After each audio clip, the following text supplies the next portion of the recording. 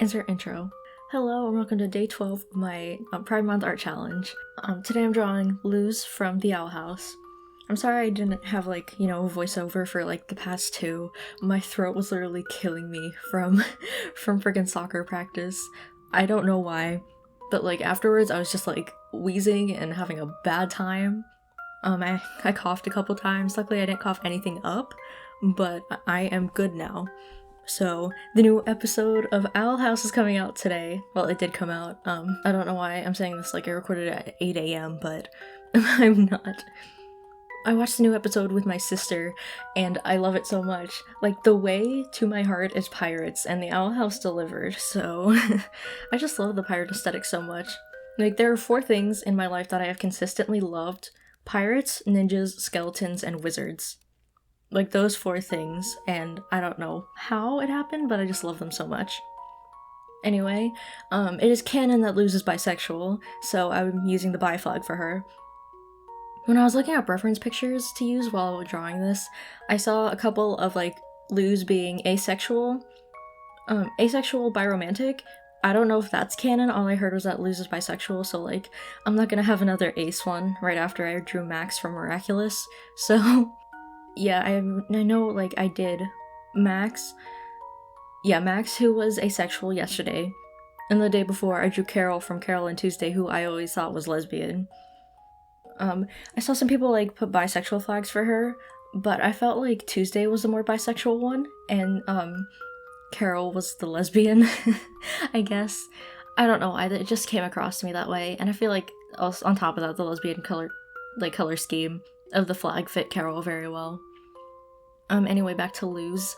I love Luz, honestly, as a character. Take away the Owl House and I still love Luz. I know she's neurodivergent. I think the creator has confirmed that she has ADHD. And she's also, part of the LGBTQ+ community. And she isn't a white main character again. There are just so many instances of there being, the white lead, the white main character, and eventually it gets to a point where people are is there gonna be something different? Or, is there gonna be more, diversity and representation? Or are we just reverting back to the same old tactics? Honestly, The Owl House is such an amazing show. I watched season 1 with my little sister, and we both love it to pieces. I remember before, Lumity became, a thing, and before it started to look even a bit canon, my sister was just Amity and Luz aren't gonna be together, what are you talking about? And I shipped the hell out of it. But as soon as there was the turnaround in their relationship and they started becoming friends, Brienne, my little sister, she saw it. We started shipping it together, and she loves nervous lesbian Amity. I love her too. Honestly, Amity is adorable.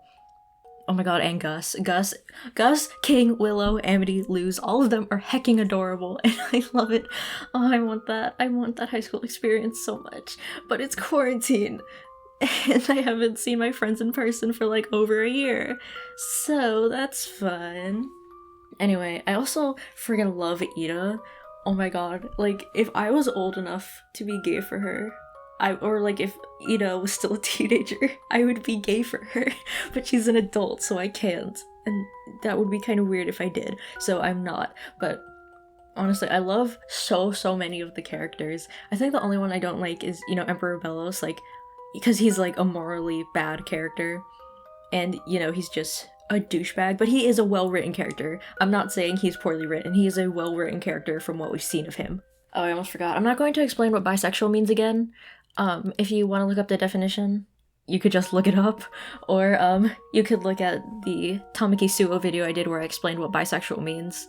I think in season 1, in the show, Luz actually says something along the lines of, I've got a date, and her name is Education, and everybody was just her name, and I'm just hell yeah, showing that representation.